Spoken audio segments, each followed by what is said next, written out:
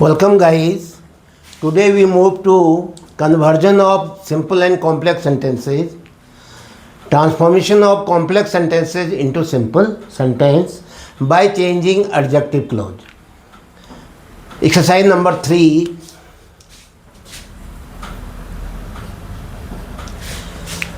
Transform the following sentences from complex to simple. Exercise number 2.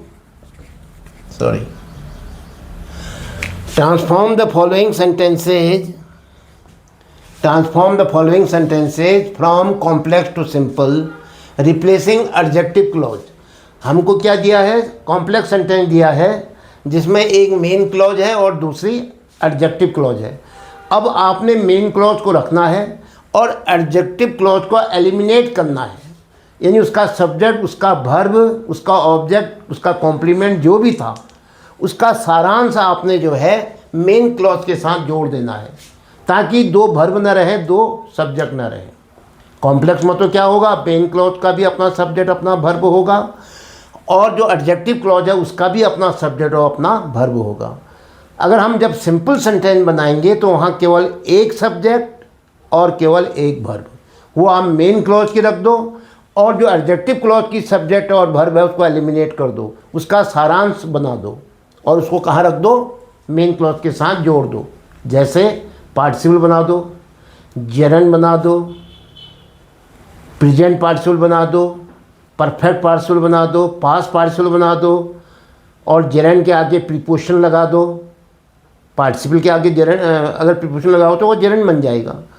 और इसके अलावा parts of speech change कर दो. जैसे डाइड है, डाइड का क्या हो सकता है, डेथ है ना, तो डेथ से आप उस सेंटेंस को पूरा करो. उसके आगे कोई अगर प्रीपोजिशन आना की ज़रूरत है तो लगा लो. ऐसे किसी को प्रोनाउन में चेंज कर दो. तो कहने का आशय ये है कि जो एडजेक्टिव क्लॉज है वह फिर दोबारा नहीं आएगी. सिंपल सेंटेंस जब बनेगा तो एक सब्जेक्ट एक वर्ब. आइए, transform the following sentences from complex to simple by replacing adjective clause. The letter he wrote did not reach me. वो पत्र जो उसने लिखा था मेरे पास नहीं पहुंचा. The letter which he wrote होना चाहिए. क्या होना चाहिए, देखो मैं आपको इसको समझा देता हूँ ज़रा. द लेटर क्या है, कोई वस्तु है, इसके साथ क्या आएगा, विच.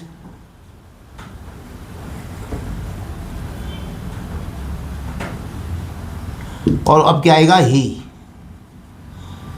The letter which he wrote, तो विच ही रोट इतना, ये है एडजेक्टिव क्लॉज. क्योंकि विच शब्द या हु शब्द उसके पीछे आएगा जिसको डिफाइन कर रहा है, लेटर को डिफाइन कर रहा है जो उसने लिखा था.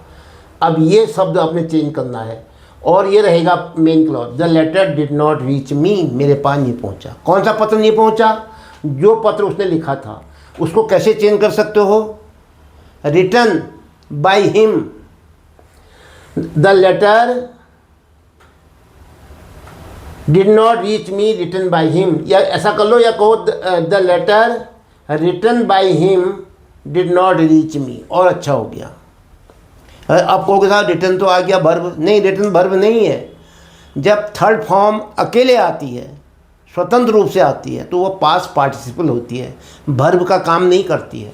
वो या तो एडजेक्टिव का काम करेगी या एडवर्ब का काम करेगी. तो क्या कहा मैंने, बताओ. The letter, the written letter भी हो सकता था, लेकिन ही शब्द को भी एडजस्ट करना चाह रहा हूं मैं. द लेटर क्या लिखा मैंने, अब रिटन बाय हिम, उसका लिखा हुआ पत्र. लो, the letter written by him, उसके द्वारा लिखा गया पत्र. अब यहाँ से उतार दो, ये वर्ब है, डिड नॉट रीच मी, मेरे पास नहीं पहुँचा, मुझे नहीं मिला.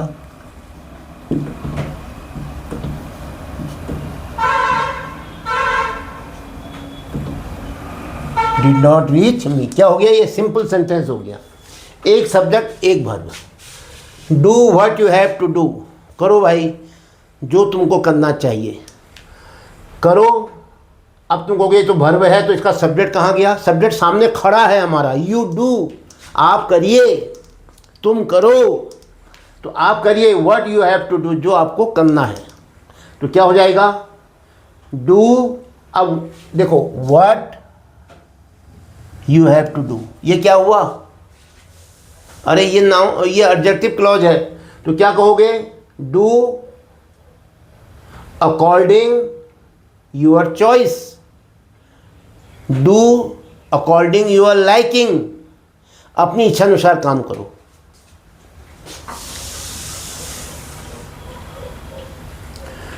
मैं फिर इसको और सेंटेंस जो इम्परेटिव है, इम्परेटिव ही रखूँगा, यू को छिपाई, यानी यू हमारे सामने ही खड़ा है, तो हम कहेंगे डू, तो ये वर्ब आ गई है ना। एज यू, फिर एज यू लाइक नहीं कर सकते हो, लाइक में फिर लाइक भी वर्ब हो जाएगी, वो क्लॉज ही बन जाएगा, डू अकॉर्डिंग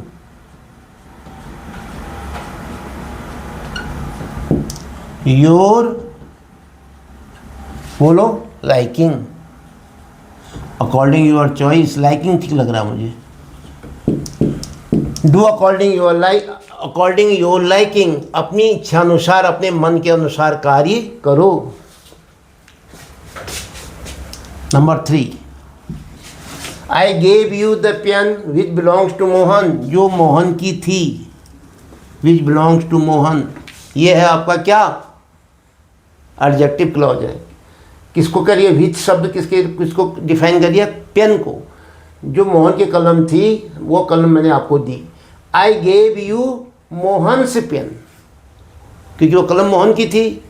सेंटेंस में हम कैसे लिखते हैं, विच बिलोंग्स टू मोहन, अब हम कह रहे हैं सेंटेंस तो आना ही नहीं है, क्लॉज तो आनी ही नहीं है, तो मोहन की कलम थी, तो उसको क्या कर दो, पॉजिटिव केस में लिख दो, मोहन की को Mohan's pen, which pen belongs to Mohan जो है मोहन से पेन हो जाएगी, सब्जेक्ट वर्ब सब हट जाएंगे। आई गेव यू मोहन से पेन, द पेन नहीं कहोगे फिर हम, आई gave you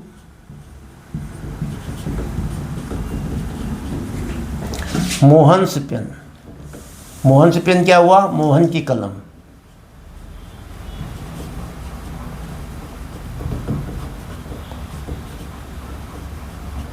I gave you Mohan's pen, मैंने आपको मोहन की कलम दी। Take the pen which is lying on the table, ये पेन कौन सी पेन, किस कलम की बात कर रहे हो, विच is lying on the table, जो पेन टेबल पर पड़ी हुई है, ठीक है, तो विच is lying on the table, जो कलम टेबल पर पड़ी हुई है। टेक द पेन, उस कलम को उठा लो, तो क्या कहोगे, अब which is lying on the table को आपने बदलना है, और इसका सारांश, तो take the pen lying on the table, बस। अब तुम कहोगे साहब ये तो वर्ब था, नहीं, ये वर्ब तब था जब इसके आगे इज आएगा।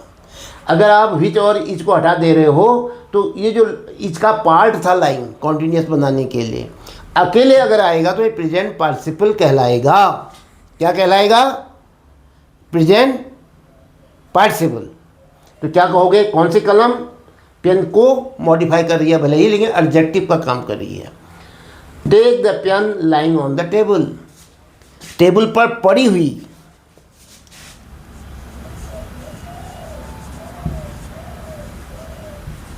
Take the pen lying on the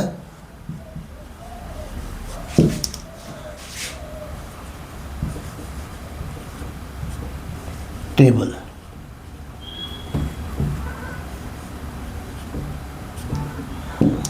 take the pen lying on the table, pen, ये तुम कहोगे साहब लाइंग वर्ब नहीं है, प्रेजेंट पार्टिसिपल है ये, तो क्या कहोगे, टेबल पर पड़ी हुई कलम को ले लो। कैसी कलम, कलम पर पड़ी हुई, तो एक प्रकार से ये क्या है, पार्टिसिपल फ्रेज है, और यह पार्टिसिपल आया हुआ है जो एडजेक्टिव का काम कर रहा है भी कह सकते हो। A boy who is polite, इतना ही लिखो, हु इज़ पोलाइट, ये है आपका एडजेक्टिव क्लॉज, इसको एलिमिनेट करना है, इसका सारांश जो है इसके साथ जोड़ना है। The boy is loved by all, वो लड़का सबके द्वारा क्या किया जाता है, प्यार किया जाता है उसको सबके द्वारा। किस लड़के को, जो पोलाइट होता है। तो इसमें से एक काम करो, हु इज़ पोलाइट, तो पोलाइट को ले लो एडजेक्टिव को, और बॉय के आगे रख दो, इसको हम एडजेक्टिव बना करके हु इज़ पोलाइट को हम एलिमिनेट करके केवल पोलाइट शब्द ले लेते हैं जो एडजेक्टिव का काम करेगा, ना वर्ब रहेगी ना सब्जेक्ट रहेगा। तो क्या बना, अ पोलाइट बॉय, एक विनम्र लड़का, इज लव्ड बाय ऑल, सबके द्वारा प्यार किया जाता है। अ पोलाइट बॉय क्या हो जाएगा इसका, a polite boy is loved, ये वर्ब हो गई पैसिव में।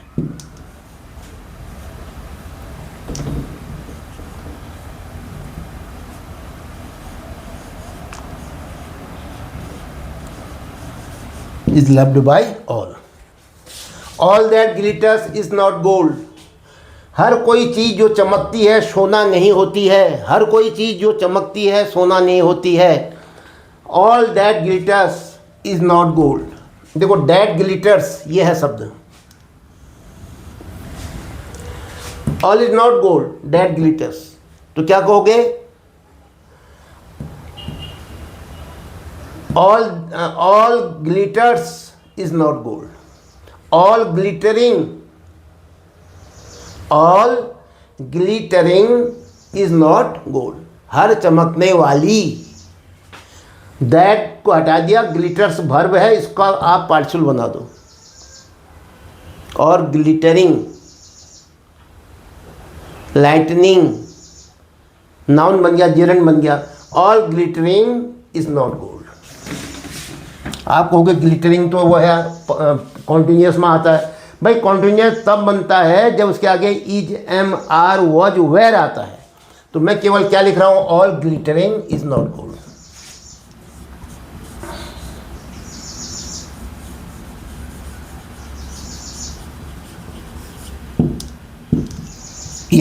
ये क्या हुआ, पार्टिसिपल हुआ, या वैसे यहाँ पर जेरेंड है, ऑल ग्लिटरिंग, क्योंकि ये सब्जेक्ट बन रहा है, नाउन का काम कर रहा है। All glittering is not gold.